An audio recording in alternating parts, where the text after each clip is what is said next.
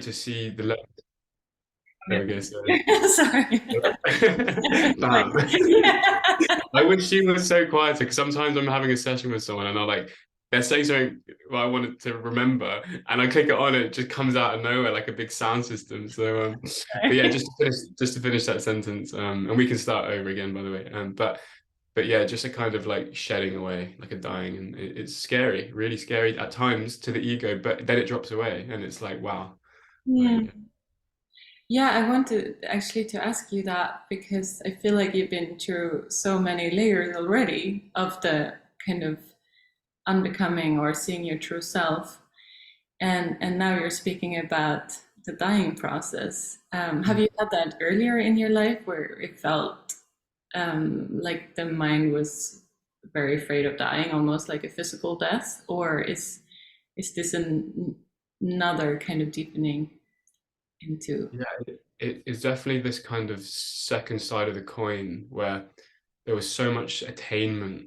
Really, Mm, what I think is it was always a dying, but what came in was the ego saying this is good for me, and it created attainment thing. So there was always this dying, even from the start when I was going through resistances. The only thing that happens now is there's no ego coming in saying you're getting something out of this. It's no, you really are. What something's dying, and then you start to realize what's dying is what's not you, and then you start to realize like your ability to resist, your just everything you think you are, but also everything just it just really is a withering away of the personal will to even have any kind of say, and what's left over is this remarkable trust, because mm, without will of this personal self, what's left without will of a personal self, there's just a trust in something greater that knows something more than you know. And we always think we know more when we're starting off. Like I can use this bit of spiritual knowledge. We're like reading books in order to get this. I'm watching a video. It's so for me. And then now it's like these videos and these books are like music now. You listen to them not for you don't listen to Mozart to get something out of him. You listen to it because it resonates mm, in a and so mm. this is what that becomes. It's what we've been talking about. Yeah, just the personal world dying away, and it's just a trust in something greater. And I don't even know where it's going anymore. You know, it can be scary when you actually start thinking about it, but then your courage is so much bigger than the need to control it at a certain point.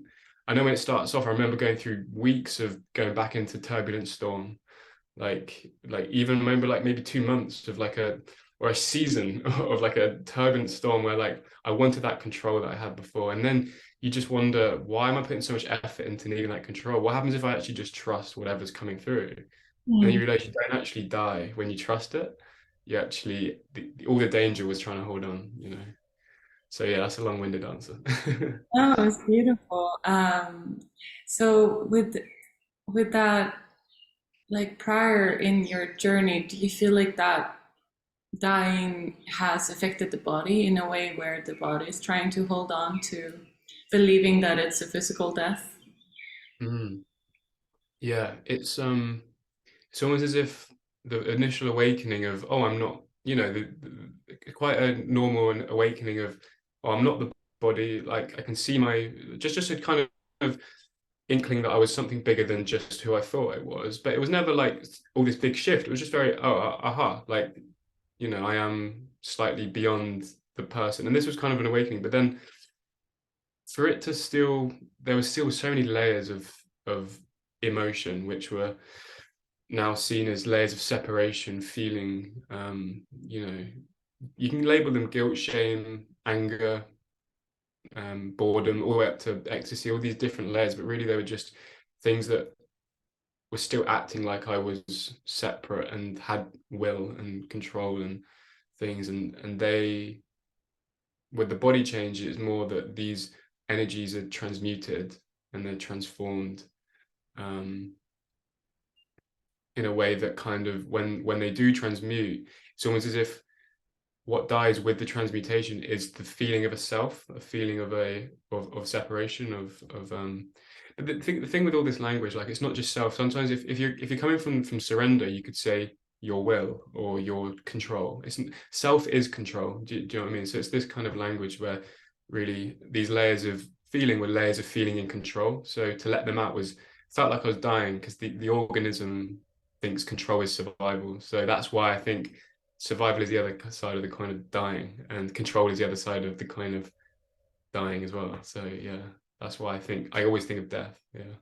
Yeah, yeah, yeah. And it's like, what can you do about that when that arises, or when control wants to come in?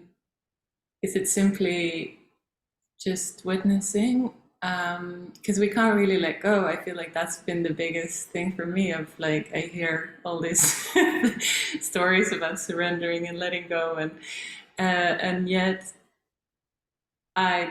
the small me cannot do that work. It has to come from grace. It has to kind of happen to me,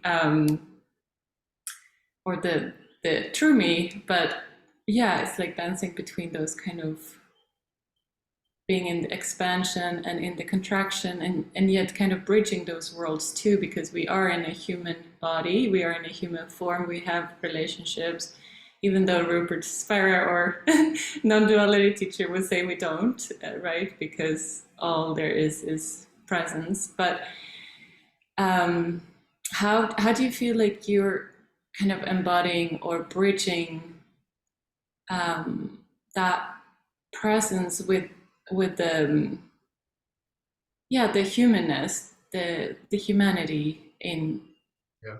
in you, in us, in Yeah. Yeah, it's such a good question because and it's the same. I actually had this we had this exact topic I think maybe a couple of days ago of, and they used the word marriage between two topics of the human world, this world of relativity. It's the world of like to disregard that world is like saying that you're not in a human body, I'm not in a human body, and it's just kind of a bypassing in a way. mm, And then you've got this whole world, like you say, of just complete beyond the human, which feels so true to people when they look into that. That yes, on one hand, I'm beyond the human, and then it's like, well, how do we marry this up? And I remember just pausing and thinking, what is it that links the two? Like what? Because you can't really, because if you say something about a thing, you always have someone coming in and saying, no, there's no body, and you're coming from this angle, it's like, no, it's like, well, really, I always think of it as just like both of them have letting go as their core. mm, So everything can be whittled down into one thing, and that is from this to this. mm, Like, like why make it any more complex? Let's say the human world, for example. To integrate fully as a human, the transmutation of like feelings, feeling control, feeling anything. It's really the before and after, if you like, of doing the work is really a complete opening into the human experience, the embracement of emotion, the embracement of your flaws, your weaknesses, your fears, your limitations. You know, this complete opening to someone intimately is like one of the best spiritual practices I've ever experienced, because that's when in a relationship it's are a gold mine for bringing up the deepest, darkest things. Whereas most people would say like, you know, sitting on the cushion, like that's great, sit on the cushion all you like, now go and get yourself a girlfriend and see what happens when this brings up, or go and get a boyfriend and see what happens when, you know, they're not showing you love every day. Like this is a funny way of just seeing what we're not looking at. Like every stone needs to be unturned in the human realm, I find, in a gentle way. So you got this hand on this hand, this hand on this hand, this literally hand on this hand, and then on this side we've got this. So just to marry the two, we've got this opening to something that's bigger than the human, that can watch even in the midst of a storm. You're still watching the storm, but even more intimately than that, that as if you're just a witness, just this seeing that ultimately the main character, all of this doesn't really have any solidity to it. I've never found this character that's suffering. I've found suffering, but I can't find the sufferer. I've found seeing, but I can never find the seer. So to be able to see that requires a letting go as well, a letting go of the identity, a letting go of all the contractions that make you feel safe and secure, the survival mechanisms that make you think you're actually located within the skin and not beyond the skin. And really all I found is eventually sometimes I'd be sat doing what I think is emotional work, and really I'll be letting go of a limitation, or I'll be going into inquiry, like, who am I? But then then what will release is an emotion of feeling separate. So it's like I now can't find a thing between the human world. Like it's everything just can be no more thought, no more intellecting. Just does it feel like you're doing this? If it does, it's the right way. That's like the only way, you know. Beautiful. Yeah, the choosing of is almost like choosing of love Yeah. that in the world too, because many people feel maybe if they're coming from the mind, they're thinking, well, if I'm fully open, then all these things are gonna get at me, and I don't have boundaries, and this and that is like, yeah, but you do because you're choosing love, and that will say no to what is not love, and that is the boundary. But it happens through love. It doesn't happen from resistance or um, contraction. And I I mean, lately I've been letting go more of the kind of non-dual understanding and just living life. And I find life every day. I'm being invited into love if I'd like, and then it's up to, I guess, if I'm seeing that or um, understanding the opportunity I can open, and I feel like life is such a beautiful teacher of life is the ceremony. Life is the where we can embody and look where these contractions are and the sense of separation and the fears and um, um, yeah. So and I've been sitting with Rupert a little bit, and I remember like in the beginning it was a lot of like peeling off until kind of a shift or a knowing of that presence, and then it's like Mm. coming back into life, embracing life again. It's that realization that all you can do is kind of orient yourself towards whatever feels true or whatever feels um like you say, even with like wanting, I love this notion that, you know, that the 20th century, it gave us all of this stuff, but it still had a lot of religious dogma of trying to purify, trying to be big all the time, trying to be oceanic awareness. And everyone did it for a while. And they started realizing all the darkness that would come up when you actually open to the love or the light. Suddenly, like you say, it's like, well, what would it be like to actually, I always say this to people, like, allow yourself to just be the worst meditator for the day. Like, what happens when it feels quite I always think, what's the word they call it, like a rascal. Like everyone in them have got a bit of a joker in them, like this kind of mischievous naughty side that it's like, well, what happens if I allow all of this shame, all of this dirty stuff that society doesn't want to see, where, yeah, I could say, you know, I'm not going to swear on this podcast, but like, fuck it, let's just be the worst person for the day. And I remember the freedom of like giving up enlightenment. Like, I don't want to be if I could give you like pure openness, love, a dirty, happy life, or like I was thinking like the golden retriever type of happiness, or you want pure sitting on a table with on a chair with like flowers behind you as a kind of holy enlightenment. Which one would we want to choose? We'd always go for the warm embracement of life, like, and that embraces the dirt in the soil of the flower that we think is enlightenment anyway. And we always just think that it's this pure like blue sky, but like I always think of it as well, like with the weather. Like I remember thinking sunny blue skies all day would be the best thing in the world. You go to somewhere like, or maybe probably where you live, or now, or like, or these places where these places are blue sky all day, and I'd speak to the locals. They're like, yeah, I hate it. I wish the storms would come sometimes. I wish it would rain some days. And then you realize like what gives love its qualities of is the embracement of all the storms, of all the things. That's otherwise to go for this purity, we're looking for security in that. The ego wants like a kind of enlightenment where you can put your feet up and go unconscious and you're blue skies every day.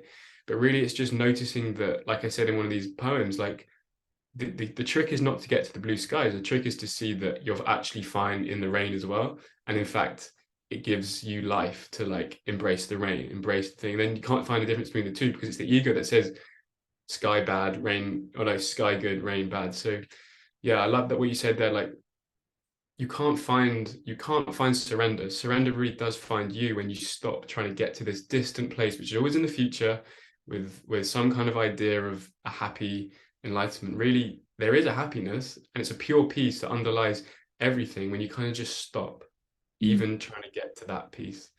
It's like you can't even teach it, you know? Do you think the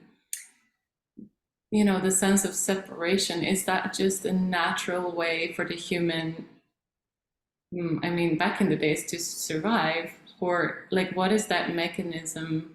Why is like consciousness veiling itself? So we have to uncover it. Do you have any thoughts on that? Yeah, it's the mechanism exactly. That's what is a really good word to use, because it illuminates the fact that you've seen that this isn't an actual separation, but it's just a mechanism of mind which makes a very realistic feeling of separation. It's as if, to go back to your question of why, I mean, first of all, I think we both know it's not like this is why we did it. On day one, I decided to split myself into 7 billion, but what it is really less about why and more about, there was a certain point. I think David Hawkins best said this. You know, the Dr. David Hawkins. And I really resonate with, like, when I go into it as well. Like, at a certain level, the first initial thought was ever in the whole existence, in my opinion as well, or just what feels right, was I'd like to experience myself and cover that over, knowing that one day I'll remember again, and I'll cover something up. It's as if like everyone uses the same analogy of a dream, whatever you want to do, but really it's that initial thought which is important, because we've never we've never left the bed, we never left the dreaming bed. We like, and I don't want to go down this cliche of dreaming. I think what we need to understand is it's more of a correction eventually. The realization that you've never left, the realization that there was never that that separation, that self. But really, how do we get back to that? It's a trust, it's a surrender of everything we think that we're getting towards, as if this thing in the future, like, you know, the mirror, what do they call it in the desert, which looks like water, but really it's just a shimmering, like, ground. And you get there, and then it's always in the distance, always in the distance, always in the distance. And we think getting to the water will bring us back home, but really it's looking down exactly where we are in the desert and finding it right where we are. And we think, and like you say, you can't teach that. You have to almost, sometimes if someone's really eager for the worldly things, like I remember someone keeps talking to me about like they're really scared of failing their grades, and like the initial thing was, well, what's wrong with failing your grades? Like, that's just conditioned. Like, no one's ever achieved their grades and put their feet up and been happy for the rest of their lives. Like, you have to do these things. But so thinking of this as the, whatever it is, substitute whatever it is in the future desert that you think you're gonna get, I would say no, go out and achieve those grades. Like, if you're really scared of it, go and do it, because then one day you'll realize it is just shiny in the ground.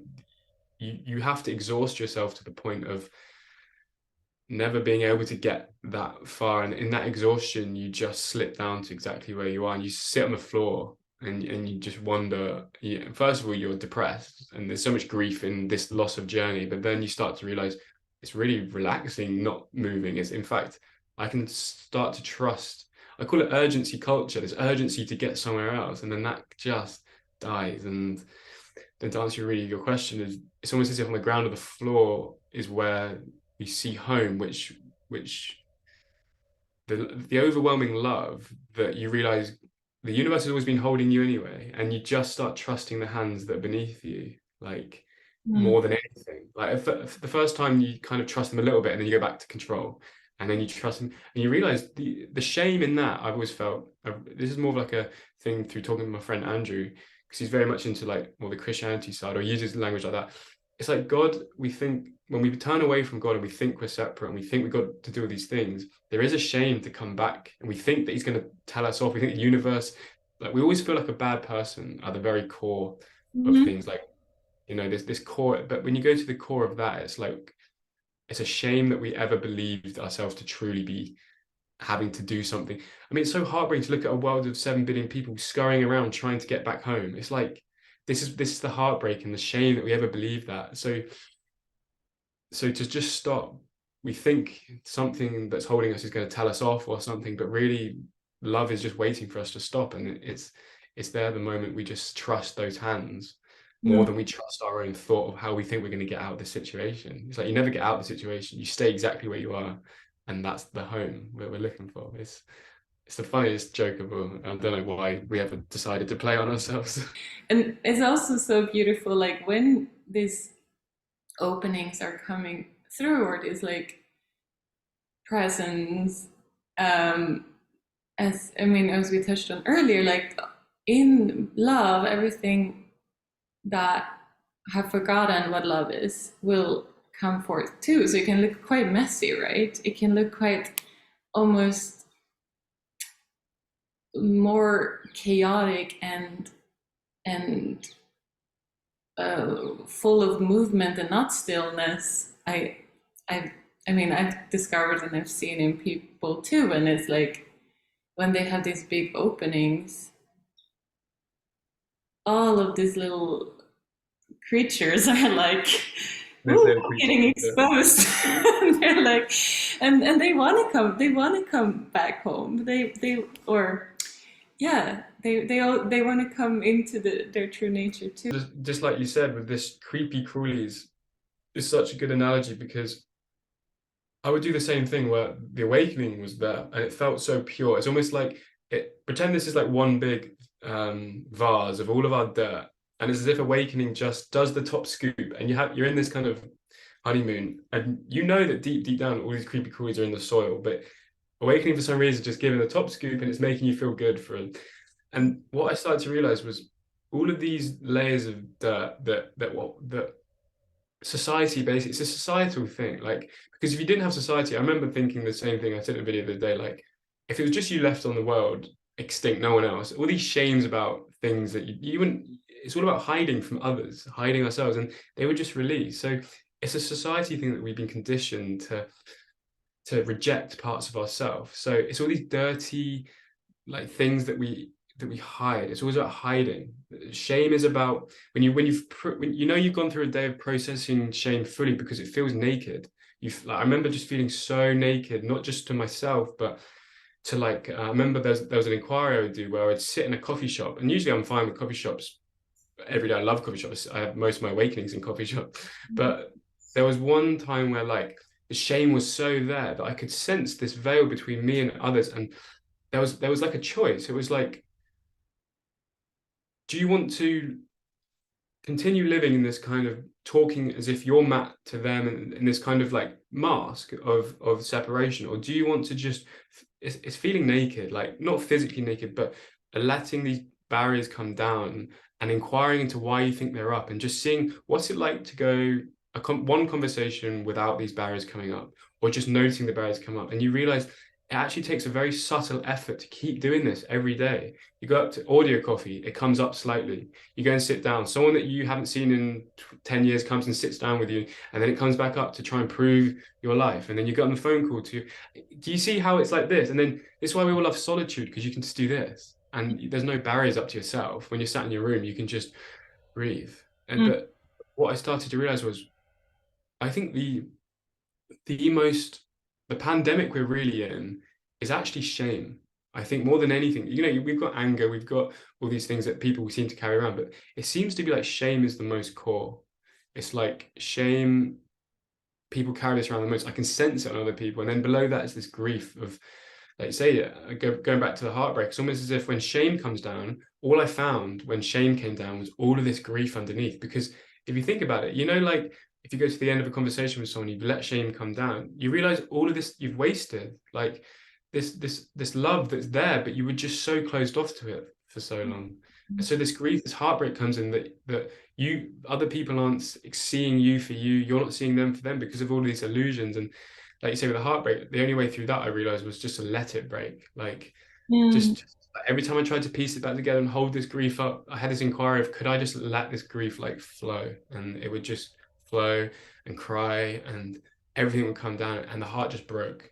Mm. And for some reason, something inside knew to let it break and break and break and stop trying to stick it back together in some kind of repression mechanism. Like I remember sitting in public and I remember I could see the repression mechanism because I asked one question. It was, could I cry in front of this crowd or whoever was on the train with me? And I realized I was like, no, you can't.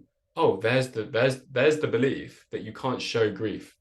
Mm. That's can't let your heart break. Because do you remember in when you were 4 years old and your mother told you to stop crying? This is when that first got laid down. And then you went to school and they told you to stop crying. And you went to and you but by the time you got to your first breakup, you didn't want to cry in front of them to show you're weak. So we have this grief pandemic as well. I mean, I think men especially can't show grief. I think women can't show other things in that way, not to like make it stereotypical, but just the cultural way that we do it. Mm. We just seem to have different ways that we're supposed to suppress. This is why there's loads of, I don't know what's like in America, but in the UK, male suicide is like triple females.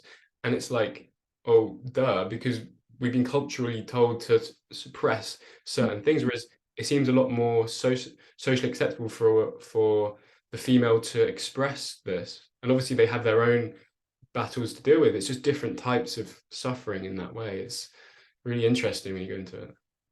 Yeah, yeah, I find it fascinating. And also when you were speaking about like the opening in coffee shops or just really being in your nakedness or in your presence without the veils or protections.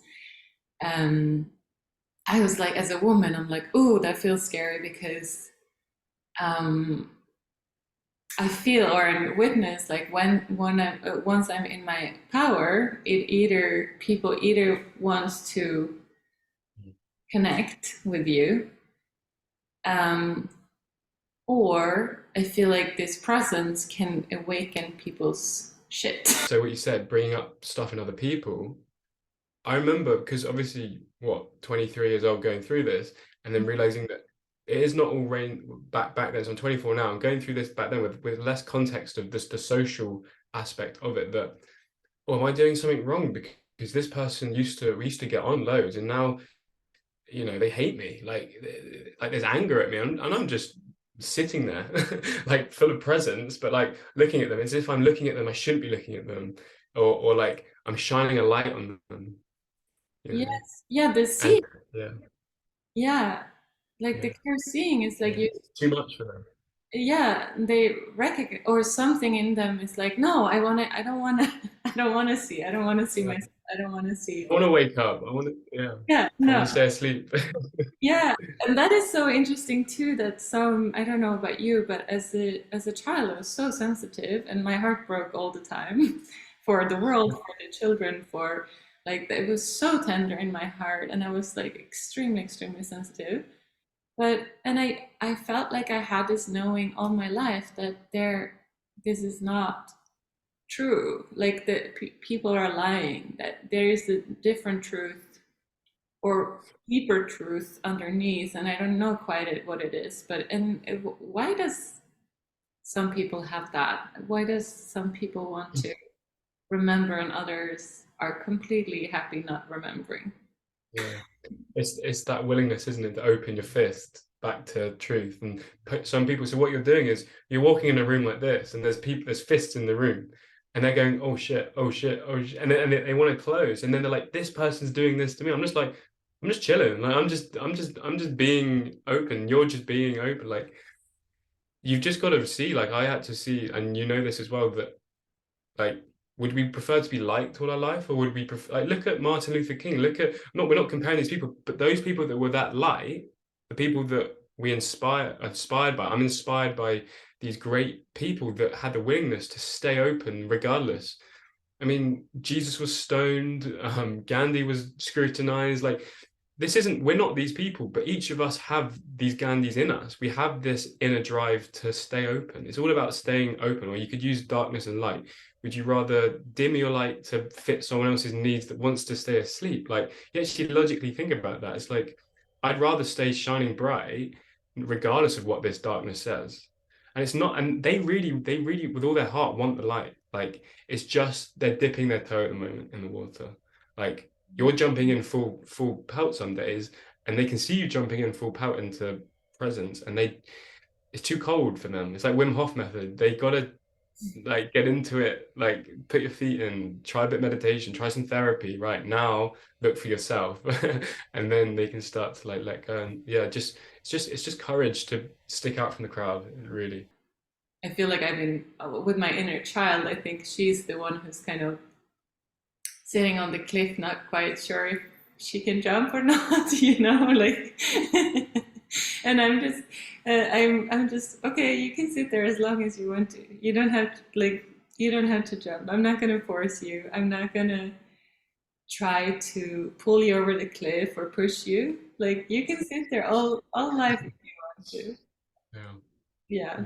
Yeah. It's funny because even the cliff, it seems like something has to be done, like to Mm. jump into the void. I would say freedom's found, like if we can like use the same analogy, like freedom's found almost sat on the cliff, like in a way, like exactly where you are. And you think it's actually scarier staying like that in this kind of free. I guess there is a free, it is a free fall, but it's it's very warm and full of love, the place you're jumping into eventually. If you stop clawing it, like this, you jumped, you probably jump daily. We all do our little jumps every day into the unknown. It's like you just got to live your life in this free fall. No one's ever jumped and never like had the temptation back. Like we think of this end goal of just jumping and then I can relax in enlightenment. Like it's a constant orientation because there'll always be this something that goes like this and says, "Come on, you can be secure over here. You can be nice and in control, and there's happiness over here." But it's found in the constant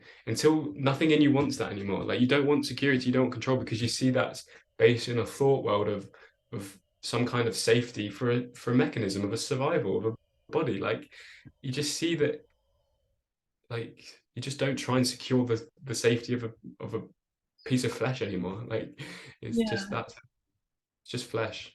Yeah. Yeah. Yeah. And it's like allowing where you are at right now. Like, yeah. Yeah. Um, and like, and I feel, and I've been moving in a little bit more into my creative phase again, and that feels really good. And I know that you did this beautiful documentary film with John Butler, and you are also a filmmaker, right? And I feel like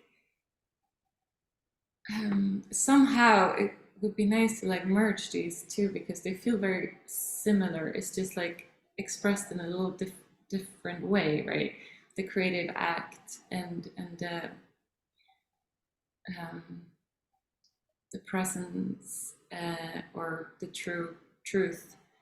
Um, and I feel like I'm separating them a little bit, and like internally, I feel like that's not true. Like I feel like it's all almost like a love for form that you just want to create beauty, or you want to share this love in some sort of vessel.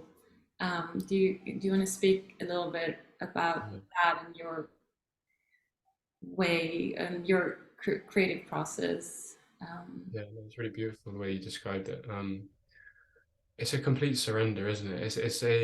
It's like another avenue of surrender, like a different channel that like even creating videos for non-duality is one channel that comes through. But I've also often found like that's why I started uploading a bit more arty stuff because it can get so dry, like just talking into a thing. And it's so beautiful to watch everyone talking to a camera about their experiences. And it's one way that it unhooks the self or the residual resistances and the control mechanisms. But it's like there's a part of you inside that can't get unhooked by words. Like it has to be unhooked by like music or something that touches you beyond the physical ears that you're just listening and yeah, that makes sense. And now I feel I'm going to practice this. And that's why sometimes I listen to music and I'll drop into surrender. And I think I can never have got this from listening to Eckhart Tolle or this or this. Like he puts me in that place. But then I bring it back to someone like Adi Ashanti or Ganjaji or these teachers that have this aura of the same feeling I get from certain music, to be honest. So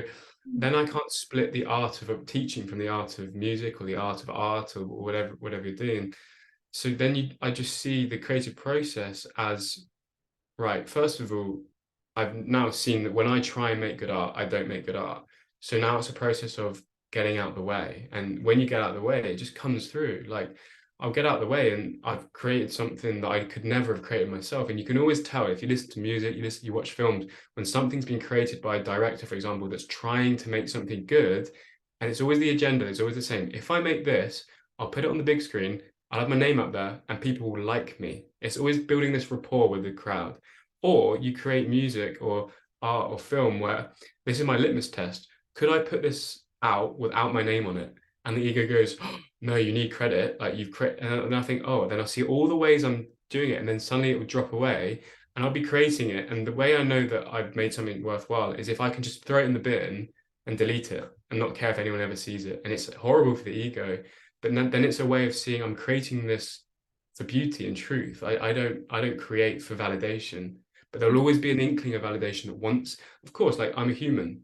Like otherwise it wouldn't be channeled. Like there's always, but if you can get that to the point where it's like almost minuscule, like we need some kind of drive to get up, but something just drops out of the way. I remember Bon Iver, just really quickly, Bon Iver, or Bon Iver, however you say it, he creates my favorite music, most of my favorite music. And I remember an interview with him, he was just like, one day like his first album, I don't know the story of it, he just went to a cabin and he just completely gave up on everything, just life in general. He was just at a place of not like, you could say depression, but really it was more of like a surrendered, like, it's like there's nothing in me now. He probably didn't even, I think he gave up being a musician. And then in that, the music that came out of that was from a place of like he was just out of the way and he just didn't care. It's like it's not that you don't care, it's that you don't mind what happens if you create it or not. Who cares? Going in the bin anyway. And then there's no agenda. Agendas are so heavy, like they're so heavy on the art process. And yeah, that's the only way I see it as well. Yeah, it's and yet it's this driving force that is almost like birthing a child. The bin method is quite a cold one, which I would probably stick to certain aspects of life. Like you say, there's something that sometimes, like you say, it almost feels like, it sounds like a weird way to say it, but it's like sometimes art feels a bit of an orgasm where it just wants, it's like this up and out. It's like it wants to get to the world, and you just something in you is letting it. You don't know what is in you that's allowing this, but sometimes it really does push through. Like it's not this kind of, oh, I'll write a bit of music, then I'll put it on SoundCloud. It's like I remember like I'd upload this, I had to get this film up on, and the response was like exactly what I wanted. It was, or whatever was coming through wanted. Like, because what the greatest art does is almost reflect back to the viewer like their own infinity. Like anything that unhooks their limitations. Like if I listen to a great piano piece, I'll just be surrendered of all my defenses. This is the kind of way I know I'm listening to great artists. It's about defense, like the same mask thing. Like if you ever walked into a coffee shop and sat down with no music on, very normal, but there's more likely going to be in the kind of present. If you're sat like walking around, like I walked around an art gallery with this like ambient music, and all my defenses were just down. I was just like flowing through, and that music was just facilitating this surrender over and over again. Art that facilitates surrender is the best art. And like you say, it's not just like that, it's also you're finding bits out about yourself through this art. It's like all your own resistances. I remember when I processed shame, I was then wanting to create art that was exposing everything that I'd once rejected. All my, let's say I used to reject my femininity a lot, like trying to be a masculine male as everyone does. And then what would it be like to create films which are really feminine and also integrated? And you see how each body mind makes stuff that's almost as if whatever they're processing is what gets released. It's like you say, was it the alchemization, or I don't know what the word is, but whatever converts the darkness is literally what is created as art, I think. Yeah. Yeah, yeah, it's so like beauty can be so terrifying for the separate self because it exposes truth, and I think it hits us in places that we don't have any defense for. Like it seeps through the Yes. places where we don't even know how to how to block it, and like it's interesting that many places in society too, it's almost like they're making an effort to not create beauty, like ugly, houses, blocks, and it's like very stagnant. And Yeah. I grew up in a Waldorf community, so all the houses were like kind of round and like pink and colorful. Like it just made for a more organic way. And when you are in these spaces, even I love holding ceremony and so forth because I feel like ceremony for me is such a way of allowing beauty in, like that. like vibration of beauty is even that just spaces that holds that can just awaken the deeper beauty within us, like the our core beauty. And like seeing a great painting or great piece of art can just, hit us by surprise, and then we're there in in our naked openness. Yeah, and music too is such a beautiful portal. I feel when you really feel um, that the artist had been connecting to almost like the song of the universe somehow. Mm. Yeah. Mm. Yeah. It's all about getting back to that place of marrying the two as well. Like you say, like it all just comes down to finding that place within yourself that because there is that place within that has never been touched by reality. Like it's never been, and it's almost a reminder. It's not like music is healing us, like the same self of us that is like broken, and then we listen to music and it's more like touching into that place that place that is beyond. It is this. When you said it kind of comes through the cracks, like it does. It's like wherever our guards are down for a moment, then it seems to come through. But like you say, most people, 99% of the world, have so many guards up that you could blast the best music in the world, like blast it. You could play the most beautiful music and it would just bounce off. And they'd go and watch Kim Kardashian on reality. Like it's not like. And then I stopped caring what certain people think because I could see their shields go up. I remember I put on a film the other day and I was watching it with people and to be fair, the main character, Kevin Spacey, had a lot of allegations against him, whatever. But the actual film itself, American Beauty, was this to me, it was like the epitome of surrender, and the themes in that were beautiful. But they were like, "What is this?" I was thinking, like, they were like, "What? I don't understand the film." It's like before I would be, "Oh, maybe I'm wrong. Maybe it." Now I'm like, "Ah, I see. You're just not. It's not like I'm bad. You're good. You just have a bit of a defense against this kind of beauty." And I can't like just because certain people are receptive to it, like my heart melts at certain music because you just you unlearn these masks, these heavy defenses against truth trying to get through you. And all of this art seems to have truth woven into it. And then you put on a pop song that has nothing in it, and you can see it's just entertainment, which is fine.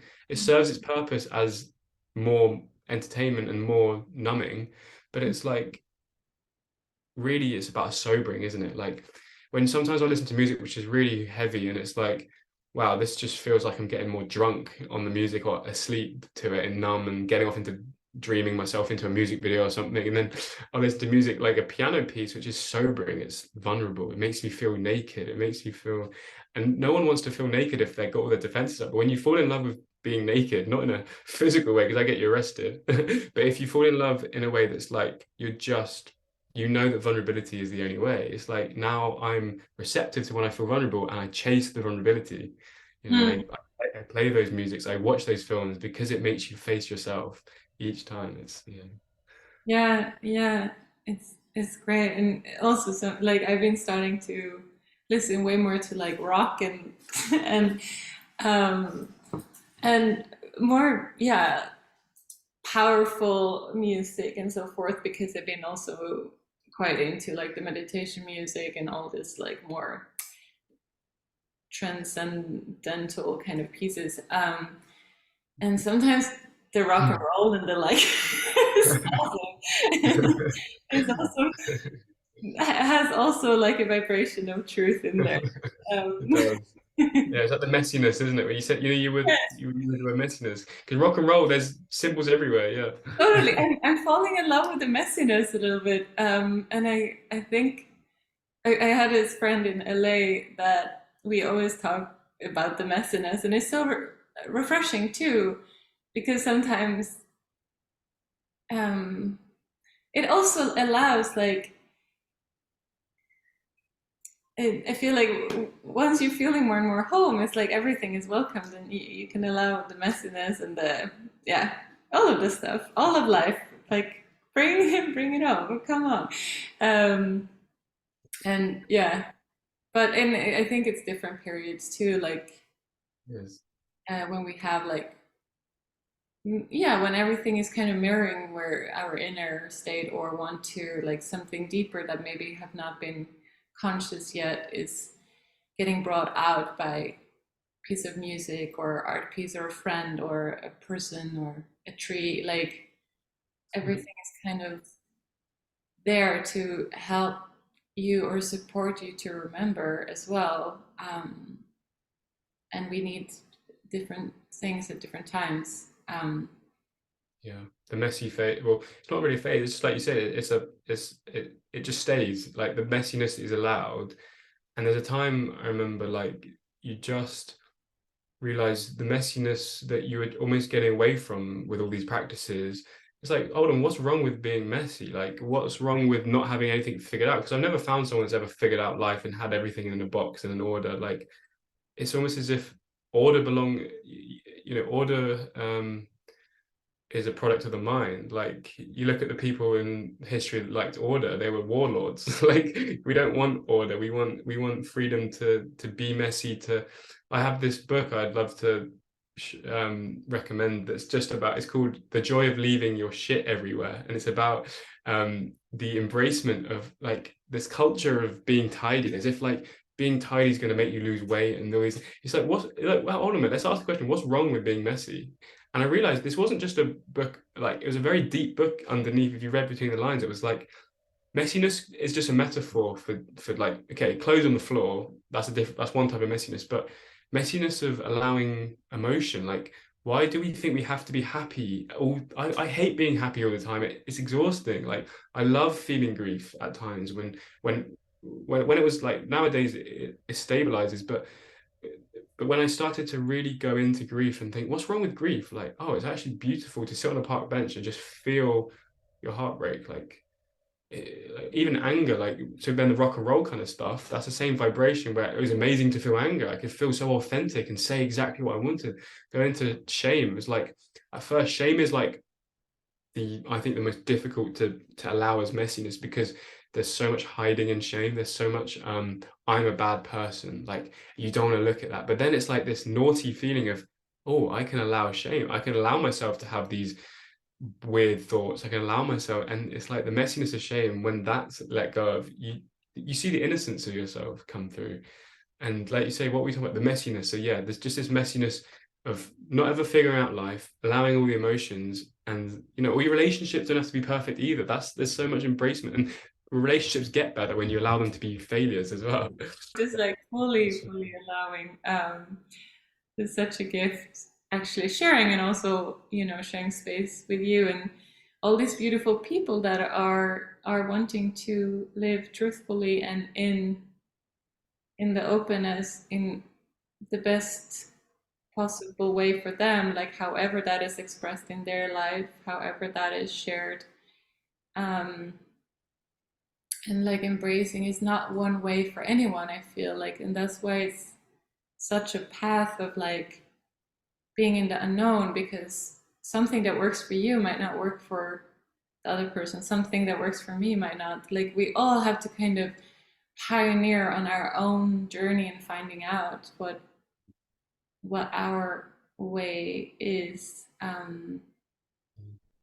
Yeah, Yeah, it all ends in love. It really does. Like there's no other, even though we all have different like rivers and different ways it comes back to this ocean, the ocean is always love. Like there's no, it's just such a strange feeling. I remember like a lot of awakening to start with is kind of not cold, but it's kind of like, yeah, I get there's no self. It's all this thing. There's less of this warmth of love, which kind of you're told in the hippie era is meant to be what spirituality was about. But it doesn't. And then I kind of got to the stage where I was like, well, this is never going to be pure love. And then then the other half of the path is dying.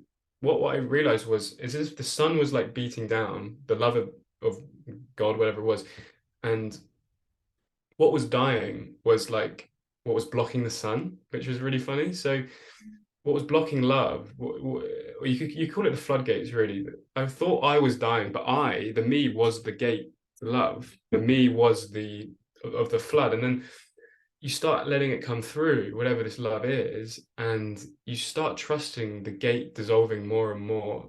That you used to think was the security, you thought behind the gates was pure fear and panic and despair.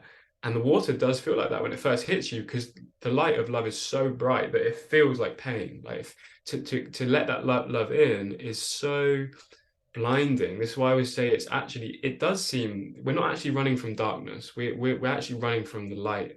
And it seems like it's fear because it's so bright, to accept non-separation, to accept openness, to accept that we're just completely connected and not even separated in that way, is just so much to accept. But that's why we let little bits through like this. And then they just, this is why we come back to what I was saying, the dying is the dying of the gate. And it's then you then so what it feels like is it all ends in love, in terms of love is then what dissolves things that I couldn't get to through inquiry. I couldn't get to through these things. It's almost as if love has an intelligence of its own. It Mm. touches all the part of yourself and these resistances which were once touched by resistance. I can't remember. There was a quote I saw the other day. It's like you just allow love to touch these parts that once were, and what you see is all of these parts which are resisting are all these little fists like this inside that says, no, you shouldn't cry in the coffee shop. Wait till you get home. No, you shouldn't have these thoughts about this. No, you shouldn't move to Hawaii. All these things, they just touching, and when love touches it, it opens and it opens, and then it goes back and it opens, and then eventually you just, it's flooding and everything's opening, and you can't even muster up the will to put up the masks again. Like it does, just floods and floods. It's overwhelming to start with. Right. Yeah. Like the flood is it's gonna be too strong. So it's like whatever you're trying to put up is like gonna not work anymore. Yeah, you can't build a dam anymore. You know, little beavers create their dam. They're like little beavers, like putting up things. Most people are so good at it. Like they can actually keep the dam up their whole life, live like a quiet desperation of every time water trickles through, like maybe they lose someone or they whatever, they'll put a nice little brick or something there. And I'm thinking like, I'll take one leaf, I'll like take one stick out and it will start pouring down. And you can see them just like it's but when you've let yours go through, it's you know that you can, you see how this is now, it's all about surrender. It's not like you learned how to let water flow. Water flows by itself. Mm. Love flows by itself. We just need to learn how to stopping the love, like we're doing this, like love's just flowing. We have all of these things because it's be so overwhelming to, like, how, what's the word, how intense would it be to actually with a stranger just let love flow? You like, it would be too much for them, it would be too much for you. So we do have this kind of, I felt myself as a child like just have this love, and then people thought it was weird, so I was like, oh sorry, and then I like keep it in, and then I go to bed and I'd feel it, and then it's like, and we harden through our teenage years until one day you realize, why did I ever stop doing that? Like I can just stay open with people, like when you say it's all about holding space. And really not, I don't like the word holding space. I think it's like Space. yeah, space. Spacing space, like it's all it is. Yeah. Like you're just getting out of the way. Yeah, it's all about love, isn't it? Yes, I love that you're bringing up water too because I've been tuning into water lately and on the more like physical form part, I'm a lot of water in my astrology chart, and I'm surrounded by water now. And I'm in the middle of the ocean, basically, and it's all these waterfalls and water, and I feel like water has so much to teach me. So I Mm. love your analogy of the water kind of just pushing through the gates that is holding us in limitation and separation, and then the water will do the work the water needs to do when it's ready. So beautiful. Yeah. Yeah. We think this is that thing. We think we're resisting fear, but we're resisting love. Like when fear is like love resisted is fear. Like it just is the gate. So I used to think I was scared of people. I used to think I was actually vulnerable to people. I was fearing. Really, I was scared of the love that to open to. It felt almost naked to be so intimate with people. Do you understand? Do you see what I mean? Like before, it was like as if yeah, there is fear, but the fear really was masked as fear, and really it was like I was scared, not of them, but of allowing love, because you get hurt and you don't want to show love in that way. So there is a vulnerability there, but everything, when it's allowed to expand, shows its substance as love. Like fear, the very material of fear, substance is love, just contracted. Mm. So when you let it go out, you realize it's safer to actually go like this. And yeah, if you're a trauma survivor with these things, it creates the illusion that you need to stay like this. But when, like, I hate to compare this to like a dog, but like a dog, when it gets taken off the street, it does need time to allow itself to do this again, until all it knew was love when it's a puppy. Like, dogs are naturally loving, like we're naturally loving, but we're in these concrete jungles of not being loving, and we're surrounded by architecture which tells us to be not loving, and we don't want to blame it, but it really is set up that way. Yeah, it's almost like the loving part is the different. Like it's almost like everyone is so used to the fear or the not sharing love that when someone comes open, it's like, oh, what's that? Like that's unusual, or like, and I've been finding that a little hard too, because I feel like it attracts attention that I don't want.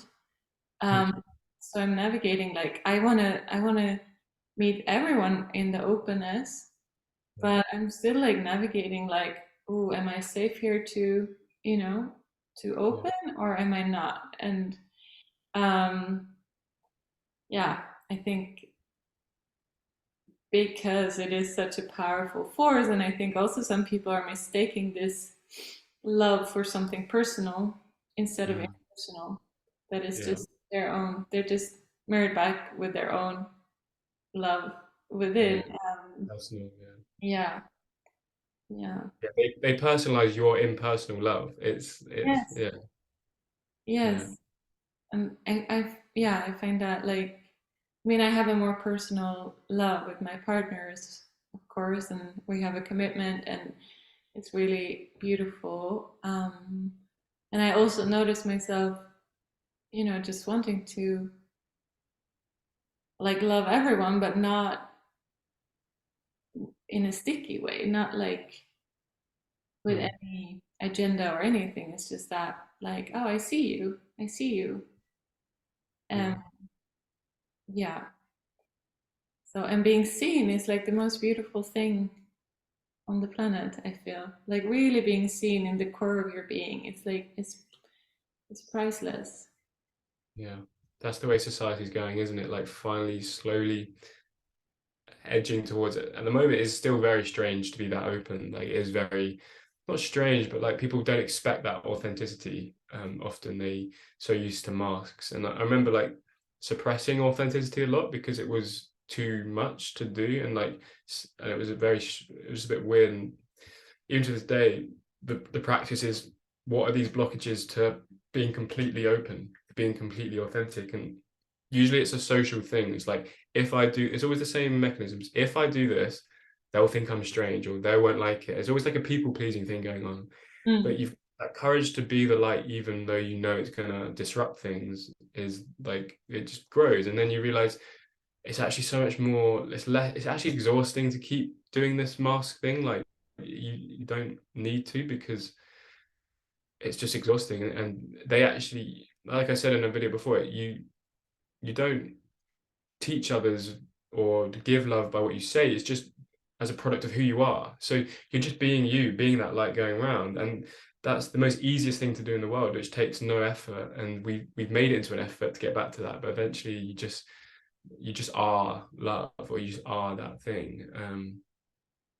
Especially in like culture. So like you said, people personalize your love. So we all have different ways. So let's say yourself as a female, that's definitely different from me, because let's say I'm to show this, it's a different kind of resistance I'd find. It'd be like a male resistance of, you're feminine, or yours might be a male trying to take advantage of that love, or whatever it is. So although we all have the same opening, it's like you say, we've got to be intelligent enough to know when to open, when to kind of set a boundary as well, because boundary setting is like more truth. It's more truthful than just being open to everyone that's trying to take advantage of you. Sometimes saying no is an inner yes. It's like, do you know what I mean? You know that, like, if someone's trying to take advantage, you know when to say no. Like, I know this when someone's, let's say my problem would be, the male culture repressing femininity or surrender, I would say, no, I'm going to be like this if you like it or not. And that's so much more than saying, oh, yeah, sorry, I'll be more masculine for you. Like, it's just not what you do. It's saying no is so courageous. It's more truthful than just being this passive surrender. Like, Yeah. surrender's active.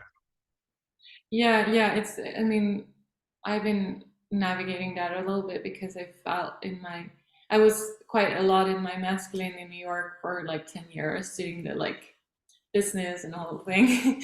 I mean, and then I went very much in the other direction of like, oh, surrender, like full surrender, but it was not taking responsibility, right?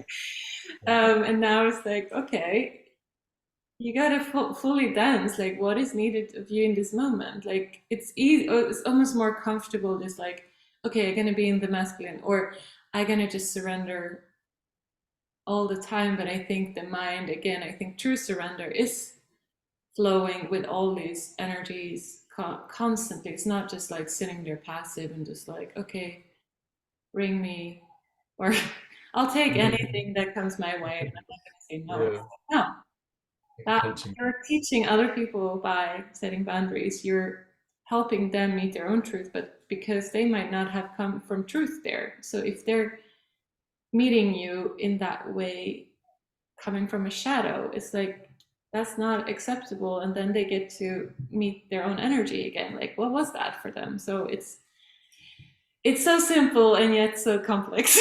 It's really like the listening, right? Yeah.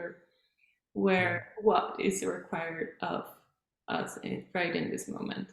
Yeah, it's just like a dance, isn't it? Like it really is a dance where there's no rules of if the dance was all masculine, it would be a very strange dance. It'd be like a march, like a military march. If the dance was all feminine, there wouldn't be that balance of beauty with a kind of, like a good strong tango. There's that masculine kind of whatever it is, that energy, but there's also the bits where it flies off. And this is why you need to see, like I needed to see myself that awakening wasn't black and white. At some point I had to drop. I went through a phase of just the masculine drive in the gates, and I went through a phase exactly like you said, where it was just feminine. It was like, well, and it worked. It needed to happen because I was so masculine for a while of driving towards things that it just opened and opened and opened. Then it got to a point where now I'm open. I'm kind of avoiding life, and then I realized, I can go back to life and open, and then say no to this person, say yes to this person, and dance like that. Yeah.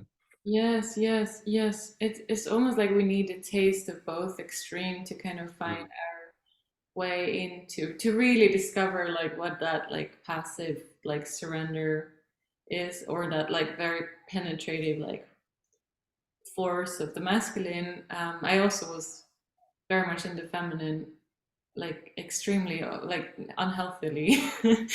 But that was what I needed to really like get a taste of that to be able to kind of marry them two together into, yeah, a Yeah. more wholesome, I guess, dance in life. um, yeah. I know we're a little, yeah, time is kind of. Yeah, I could go for another like 5, 10 minutes, or whenever you need to go, let me know. So Okay, okay. Yeah, I would, if there's anything else that you feel like is on your heart that you want to share, mm. about like your work, anything that you would like to Yeah, well, express. first of all, I want to say I remember seeing your films. I really loved your films because of the textures in them, and you have a real sense of beauty in the film. So first of all, that's like rather than talk about me all the time, I remember the stuff that you're doing there. So that's just really cool to see as well that we talked about that creative stuff. So was it shot in Super 8, a lot of the stuff, or was it? Yes, yes, Yeah, yeah. yeah, So and like I had never shot in Super 8. I didn't even know if the camera worked. It was all like I had no idea what would come through. I didn't no technical skills whatsoever, but I had the impulse and I knew I had to go there. And I love my friend so much. She's been such a sister and mirror too for my own truth. Like we have this very beautiful, beautiful relationship. So it came out of love. I want to capture your beauty. And yeah, and it Yeah, worked out. it's funny the what's the phrase when everything aligns? Because just even today we talked, so like I had the same exact thing. So I had a Super 8 camera, I got it out.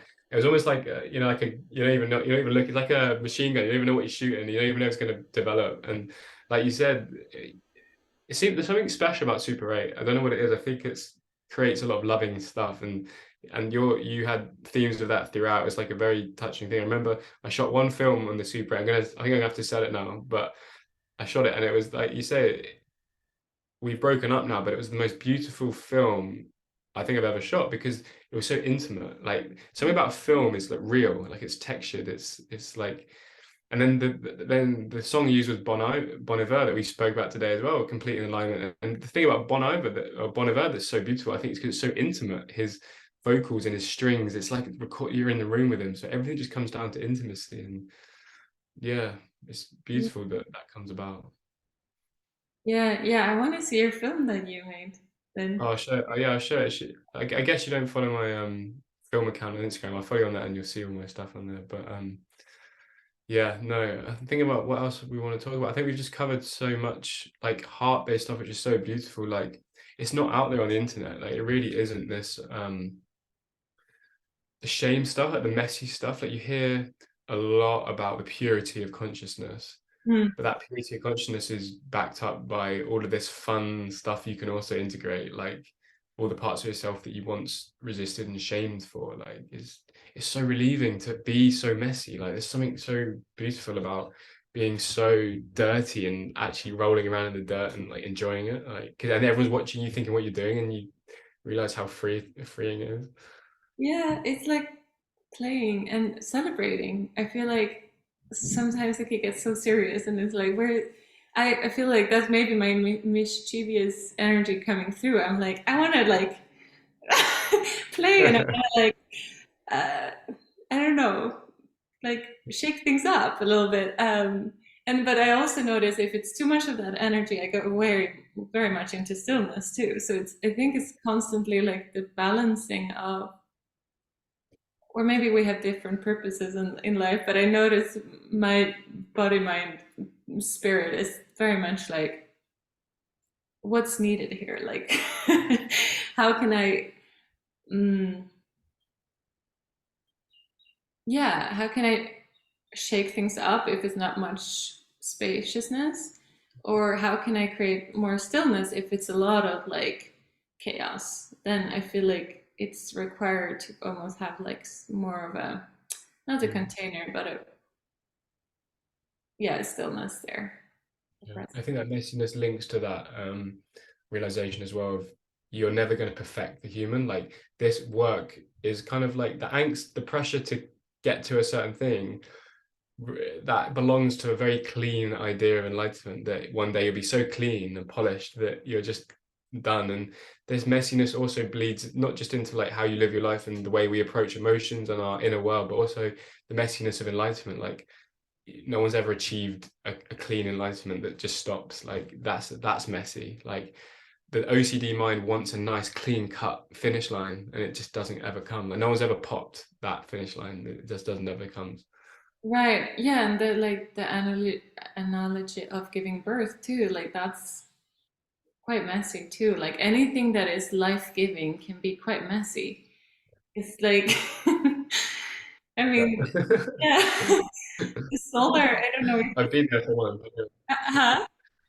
The only one I've been there for is my own birth, and I can't wait to see one in person. But I bet they're just they're something the most beautiful things in life. Like you look at any jungle or any birth or anything, there's no rigidity. There's nothing black and white about birth. There's nothing. It's all so messy and like yeah, Yeah, and even like creative projects, like it's quite messy for a yeah. while because it's before the, you know, the it's coming into some sort of wholeness. It's like all these pieces, and it's like not knowing and yeah, all the unknowns, and almost like going on a quest of mm, receiving what needs to be together. Or so, and that, yeah, I feel like everything creative can be quite messy. And life, Mm. like the waters here in Kauai, like rainstorms comes like 5 times a day, and they're like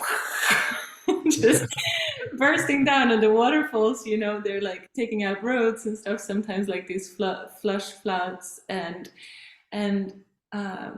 yeah, creation, like the volcanoes on the earth, they're like fiery. And, it's like everything that is alive have that energy of chaos and messiness, and it's beautiful. It's like what tickles That's us. why that's why you have the most beautiful island. Like that's why it's like the greenery, like the flowers only bloom because of this rain. Like is why you look in the desert and there's nothing. That's why, because you need both. You need the messiness of the weather. Like this is why we keep bringing it back. It's life requires messiness. It requires that, and it's like so beautiful to embrace that within yourself, because you are that messiness as well. And we just keep putting it into the unconscious because we want to be clean skyscrapers when really we're just little huts that with little flowers all over them. Well, that's who we are. That's the real building.